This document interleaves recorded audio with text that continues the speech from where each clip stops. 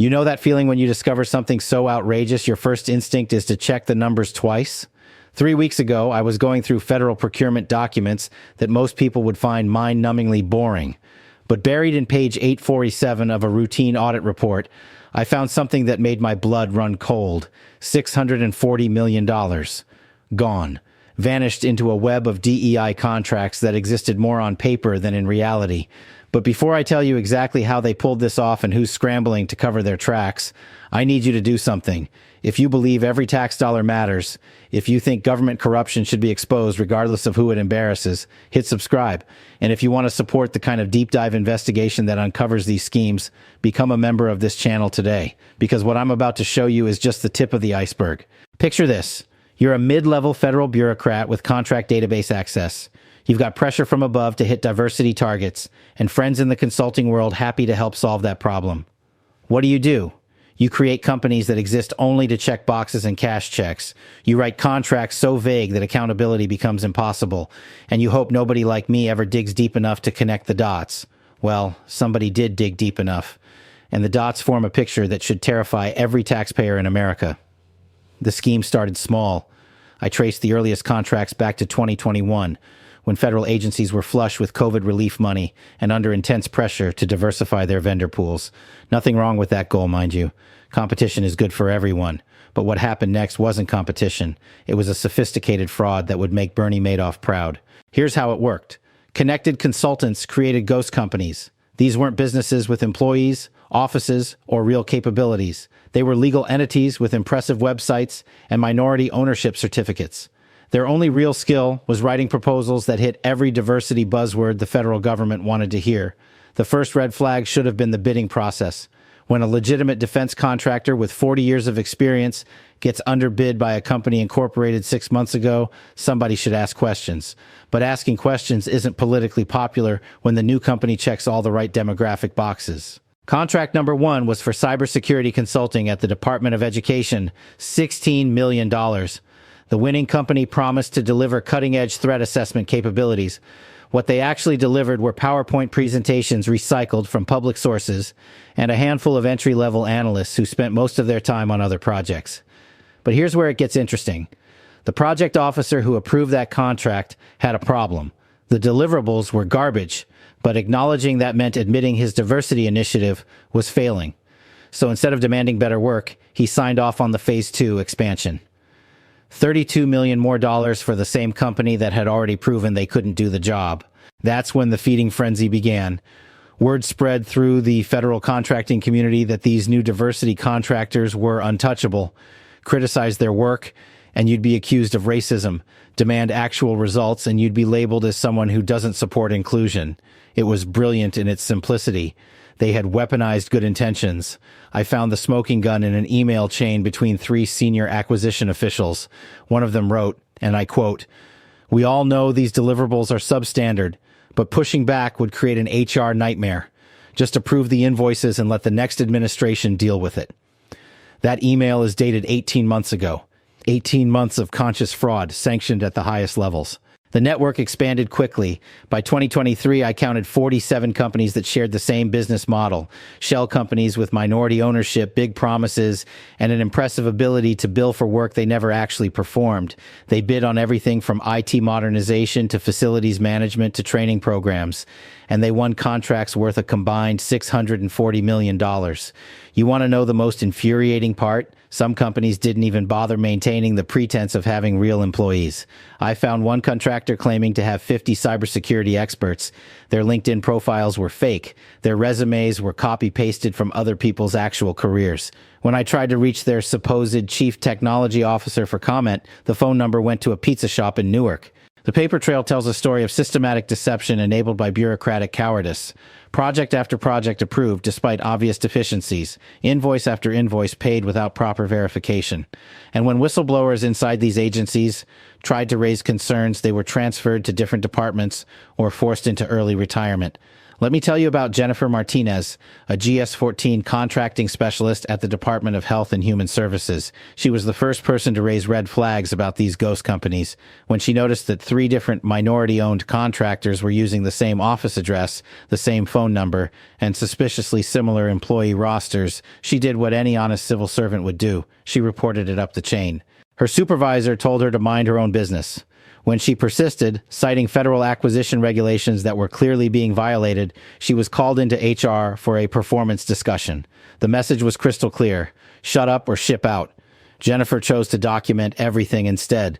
Her detailed memos, which I've seen, read like a roadmap of corruption that her superiors chose to ignore.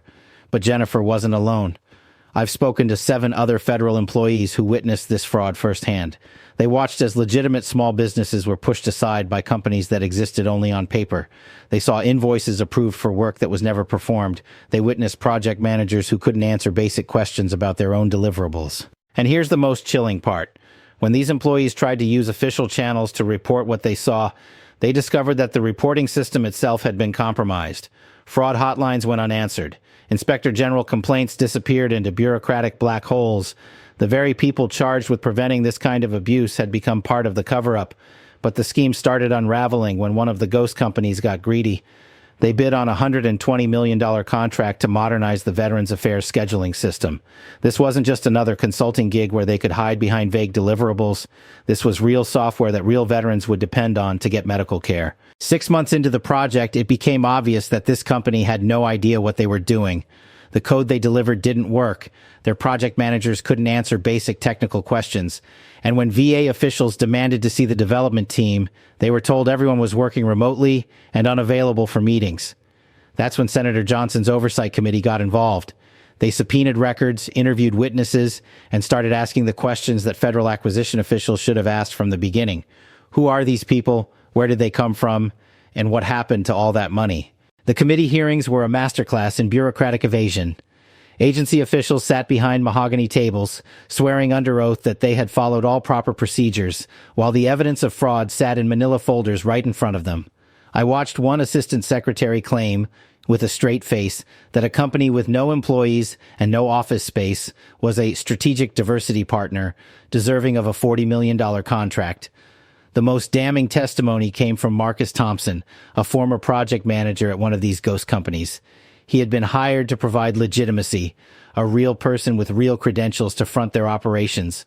But when he realized what was happening, when he understood that his signature was being used to validate fraud, he quit and decided to tell the truth. The answers they found should shock you. Of the $640 million paid to these DEI contractors, less than $200 million can be accounted for in actual work product. The rest vanished into consulting fees, administrative costs, and something called capacity building activities that nobody can adequately explain. Here's what really happened to your money. A small group of politically connected consultants realized they could exploit the federal government's diversity goals to create a massive slush fund. They set up shell companies, hired minimum wage employees to act as minority frontmen, and submitted bids for contracts they had no intention of properly executing.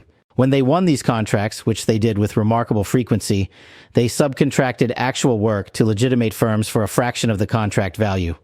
The difference went into their pockets as management fees and oversight costs. It was a brilliant scam that turned good intentions into private profit. The human cost of this fraud goes beyond just wasted money. Real minority-owned businesses, companies with actual capabilities and genuine commitments to excellence, were crowded out of the marketplace by these shell operations. Legitimate contractors lost work to fraudsters who could underbid them because they never intended to deliver what they promised. And the institutional damage is even worse. Every time one of these ghost companies failed to deliver, it reinforced stereotypes about diversity initiatives. Every substandard project gave ammunition to people who oppose inclusion efforts.